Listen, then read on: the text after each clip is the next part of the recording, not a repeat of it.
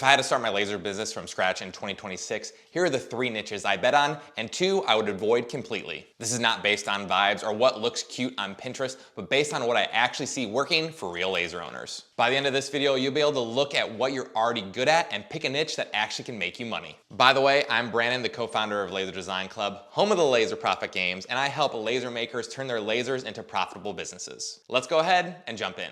I don't pick niches off of the top 20 Etsy trends list. I pick them based off of Unfair Advantage. What you're already obsessed with, what tools and skills that you already have, and the people and places that you're already plugged into. When you line up those 3 things, you stop being just another laser shop and you start being the obvious choice for a specific group of people. With that in mind, here are the 3 niches I feel good betting on in 2026, and then we're gonna talk about the 2 I would not build your laser business around. The first niche I'd seriously look at is pet, home decor, and organization. So think, who is this for? This is for people who treat their pet like family and want their house to match. It's not just random pet trinkets for anyone. I'm talking about products that make their home look and function better because they have animals. So some examples, think a personalized leash holder to hang by the door to keep the leash and collar and poop bags all in one place. Or a pet name sign for walls or crates that actually looks like decor and not just some cheap tag. Even think treat jars or treat boxes that have their pet's name on it. So why does this niche work? First of all, the market is huge and almost everyone has a pet or at least knows someone that has one. And there's always constant gift occasions. New pets, birthdays, holidays, or just because. And personalization at this level is pretty much expected, which means higher perceived value and better margins. And if you're already deep into pet groups, hanging out at local dog parks, or talking to groomers or vets all the time, you're not just a crazy dog or cat person in your friend group. You're the pet home decor and organization person that people come to when they need something from you. You're not guessing what they care about because you already live that in that world and you understand what they need and what they want, and that's your unfair advantage. The second niche I'd bet on is youth sports and school spirit. So who is this for? This is for parents, this is for coaches, booster clubs, school administrators, and volunteers. These are the people that are constantly trying to celebrate their kids and recognize their efforts, and they want to show off some team pride. So some laser-friendly products around these niches are on the seasonal end. Think like season end awards, plaques or medals or trophies for players or coaches. Even team photo plaques with their name or position on it. That's pretty cool. Even their number. And a locker room or dugout sign.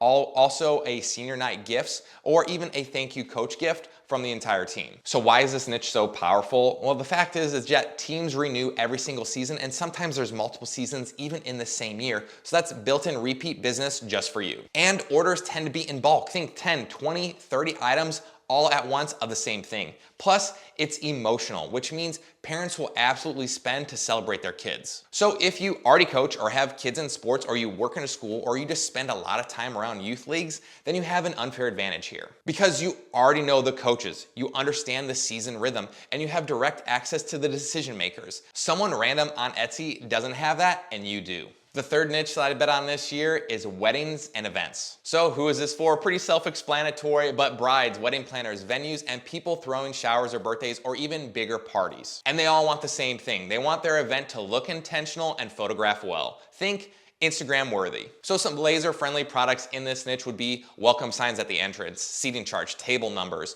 bar menus, and little signage around the venue. Even think matching signs for packages for like bridal showers, baby showers, or milestone birthdays. And why this niche works, there's clear budgets and deadlines. So weddings are obviously huge events that have to be realistic on a specific date. And there's a people and a plan, most importantly, to spend money. Plus, you could do bundles, and you really just sell one sign, right? You can structure it all as a package, so the overall value is much higher. And it works both for local markets and on platforms like Etsy. So if you're already in or around weddings anyway, and you know the photographers, you know the venues, you know the florist, and you know the planning that goes into it, think, you're not just a crafty friend who just puts things together occasionally. You have a head start on your competition. And you also understand the timelines, the budgets, and what the brides actually care about, and way better than just some random laser owner guessing from the outside. So once again, that's your unfair advantage. Same machine, different context. All right,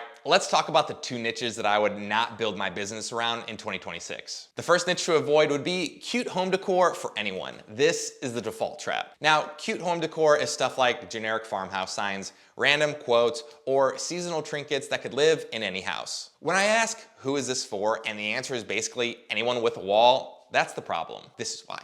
It's because there's no clear buyer and you have no clear marketing, and you compete with almost everyone on price. And your shop ends up just looking like a miscellaneous aisle in a big box store, and that's not what you want. So if your niche sentence right now is, I make laser decor for anyone who likes cute stuff, you don't have a niche, you have a clearance rack. Niche number 2 to avoid is whatever is trending on Etsy this week. This is when you watch for a few best-selling project laser videos, or you're on Etsy constantly scrolling, seeing what's trending, and then you try to copy whatever went viral last week or last month. And then you jump to the next thing when sales are slow. So why does this suck as a long-term niche? Well, you're always late to the party.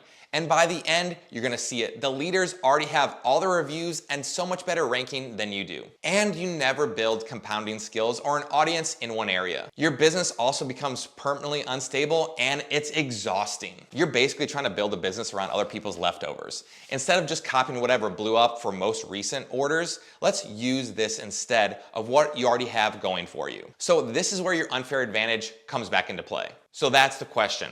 How do you actually pick a niche instead of just nodding along to mine or what somebody else is doing? This is what I want you to do. I want you to run everything through 3 buckets. Passion and obsessions is first. So think to yourself, what do you actually spend your free time on? Is it pets? Is it youth sports? Is it weddings? Is it camping, gaming, cars? Whatever your YouTube or TikTok feed is full of. Category number 2 is the tools and skills that you have. So think, what kind of laser or gear do I already have? Do I have a big bed laser or a small rotary or some kind of material that you know particularly well that other people don't? And what can you use your setup that a basic hobby laser can't do well? And the third category that I want you to think of is people and places. So think, who do you know well? What communities are you already a part of? Is it teams, is it schools, is it churches, is it local shops or clubs? And what's unique about where you personally live? Is it a tourist area? Is it a strong sports culture in your town? Is it a wedding destination? So when you fill those 3 buckets out, you can plug them into your unfair advantage sentence, which is as follows.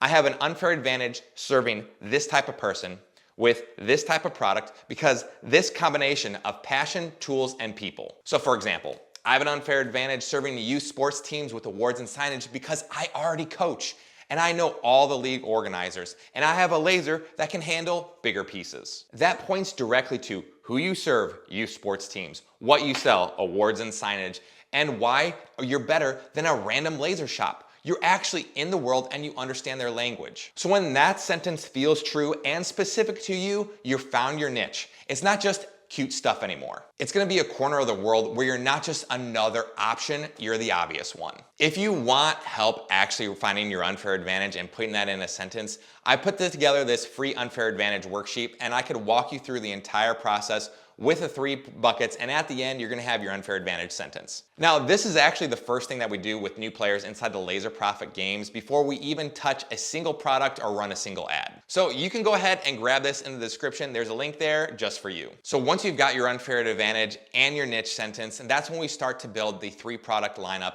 and we do the 30-day plan inside the Laser Profit games. But one step at a time, let's get that unfair advantage sentence clear. That way you're not making random stuff just for anybody. All right, so let's wrap this up. We need to figure out who you're actually for and what you should be making for them and why you're stronger than the average shop. If this was helpful, make sure to subscribe to Laser Design Club for more no fluff laser business content. I'll see you in the next one.